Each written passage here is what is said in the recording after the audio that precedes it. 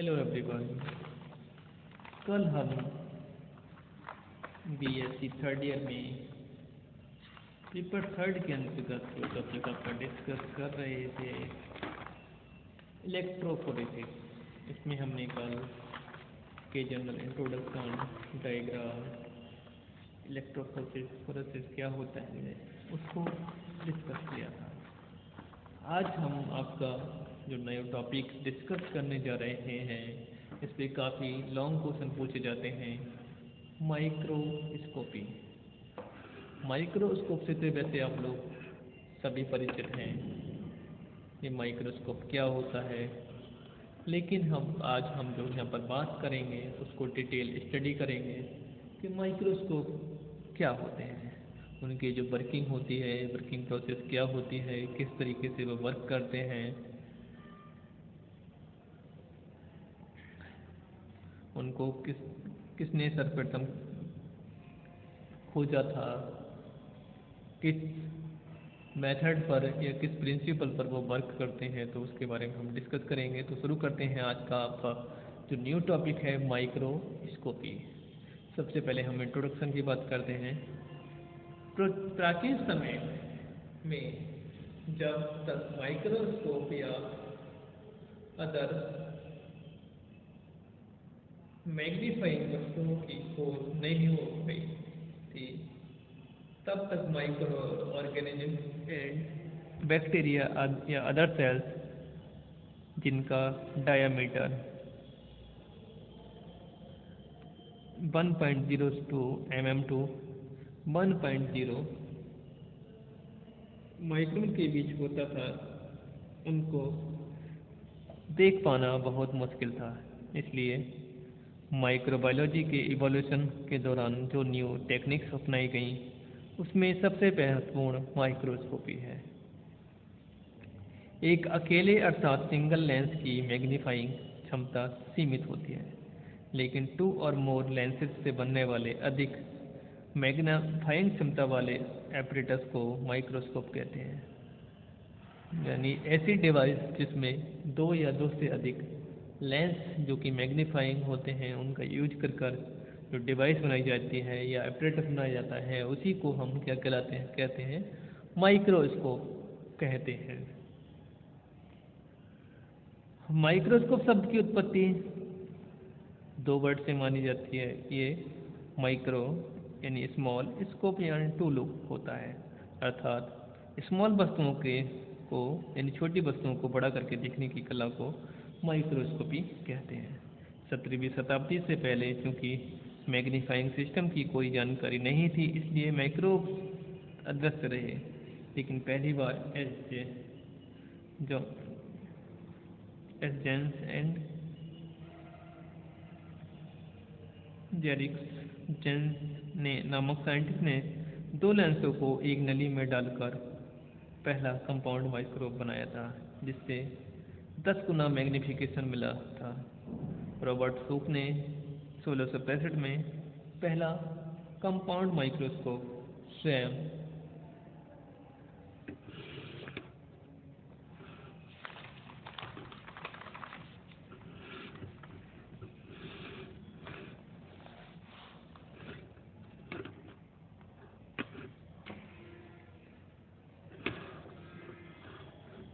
बनाया गया, जिससे 200 गुना मैग्नीफिकेशन किया जा सकता था। इसी का यूज करके इन्होंने कॉर्क सेल्स की खोज की। इसके बाद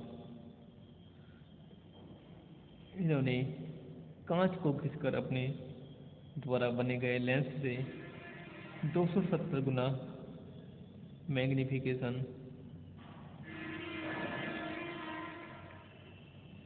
करके माइक्रोब्स की खोज की और उसके बाद माइक्रोस्कोप में कई सुधार किए गए।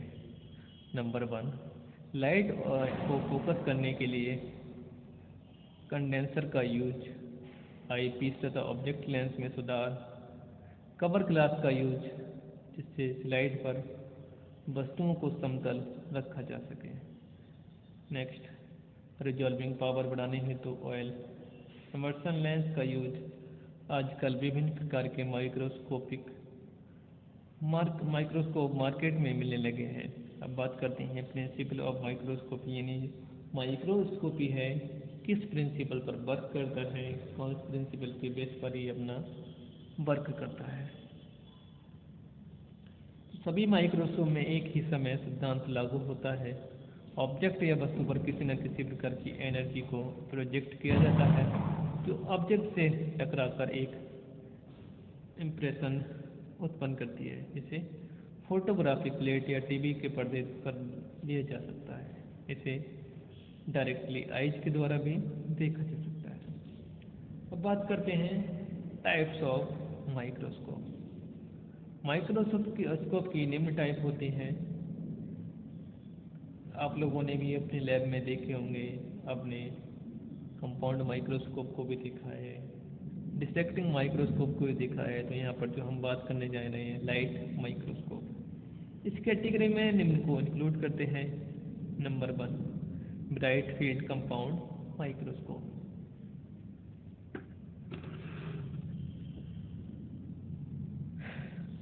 यह एक ऐसा माइक्रोस्कोप होता है जो इल्यूमिनेशन के लिए डायरेक्ट लाइट सोर्स का यूज करता है। लेबोरेटरी में इसी को यूज किया जाता है। इसमें एक सीरीज में 2 लेंस सिस्टम में होते हैं जो आइज एंड ऑब्जेक्ट के बीच पाए जाते हैं। इसमें एक डायरेक्ट लाइट सोर्स सूर्य, मिरर या लैंप के रूप में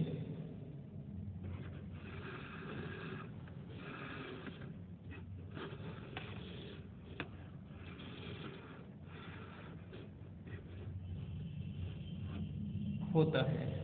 उसमें स्पेसिमेन पर लाइट चमकती है और ब्राइट फील्ड में डार्क ऑब्जेक्ट को देखा जा सकता है।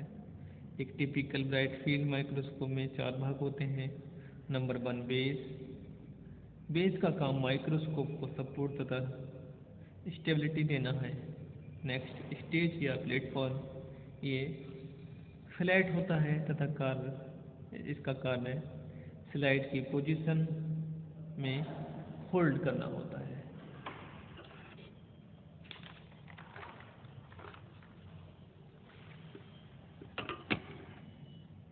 अब बात करते हैं हम आर्म्स। ये मूवेबल होती हैं तथा इसमें माइक्रोस्कोप को पकड़कर कैरी करते हैं। इसके अलावा काम करने वाला व्यक्ति अपने कंफर्ट के अकॉर्डिंग इसे सेट करता है। अब बात करते हैं इसकी बॉडी टाइप, यानी 4th जो टाइप होती है, इसका कार्य मैग्नीफाइड इमेज को ट्रांसमिट करना होता है। इसमें ऑप्टिक सिस्टम 2 सीरीज में लगे हो लेंसेज के रूप में होता है। एक तो ऑब्जेक्टिव तथा दूसरा ऑकुलर लेंस, यानी आई पीस।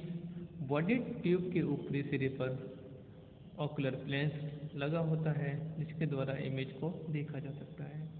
बॉडी टाइप के निचले सिरे पर एक फ्लोटिंग नोज पीस होता है जिसमें जनरली 3 ऑब्जेक्टिव लेंस को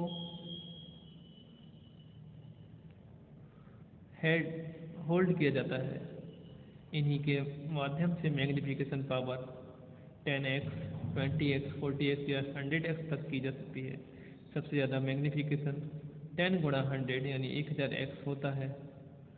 एक स्टैंडर्ड ब्राइट फील्ड माइक्रोस्कोप में माइक्रोस्कोप का प्रोडक्शन 2.27 माइक्रोन होता है। इसमें इस स्टेज में 2 क्लिप्स लगे होते हैं। इसमें एक मैकेनिकल स्टेज भी होती है जिसकी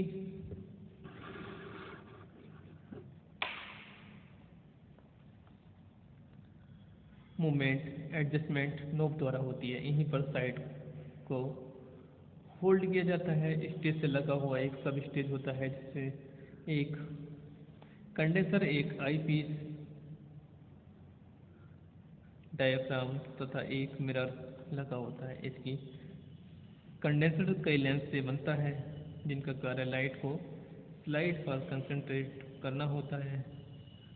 आइरिस डायफ्राम जितनी लाइट यूज की जाती है उसके अमाउंट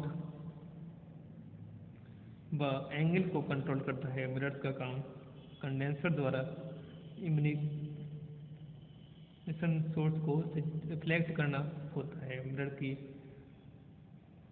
कॉनकेव साइड मिरर की डे लाइट यानी सनलाइट व चपटी वाली लाइट आर्टिफिशियल लाइट को यूज में आती है। इसमें एक बड़ी व एक छोटी एडजस्टमेंट नॉब होती है। बड़ी नॉब की कोर्स तथा स्मॉल नॉब को फाइन एडजस्टमेंट नॉब कहा जाता है। बड़ी नॉब का कार्य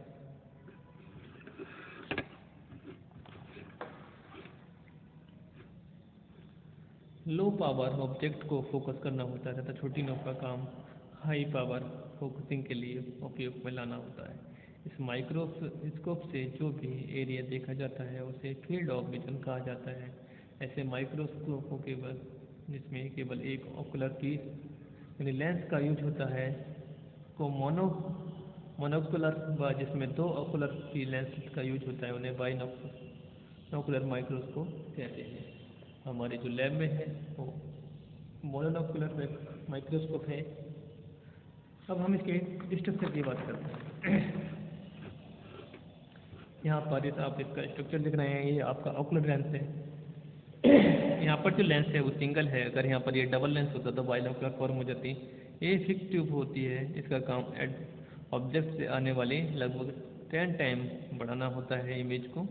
ये होता है बॉडी ट्यूब। इसमें प्रिज्म व लेंस होते हैं।